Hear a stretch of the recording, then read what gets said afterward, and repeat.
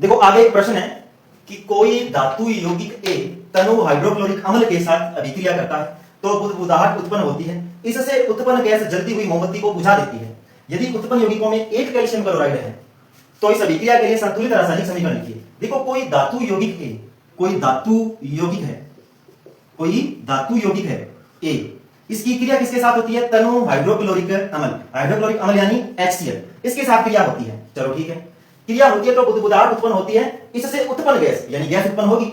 चलो ठीक है, इससे उत्पन्न गैस जलती हुई मोमबत्ती को बुझा देती है। ठीक है, यदि उत्पन्न यौगिकों में एक कैल्शियम क्लोराइड है यानी कैल्शियम क्लोराइड, कैल्शियम के लिए Ca क्लोराइड यानी Cl, यौगिक बनेगा CaCl2।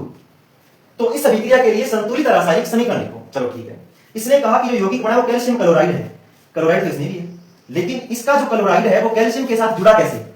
वो इसीलिए जुड़ा है क्योंकि कैल्शियम जो है वो क्लोराइड से क्या कर रहा है? क्रिया कर रहा है। और जो धातु यौगिक है वो कौन है? कैल्शियम। इन दोनों में से धातु कौन है? कैल्शियम। तो वो धातु यौगिक ए कौन है? वो कैल्शियम है। किसके साथ क्रिया है? हाइड्रोक्लोरिक अम्ल के साथ क्रिया है। जब अम्ल के साथ क्रिया है तो ये कैल्शियम जो हाइड्रोजन को यहां से निकाल देगा, ठीक है ना, और कैल्शियम खुद इसके साथ अभिक्रिया करेगा, हाइड्रोजन को तो निकाल दिया।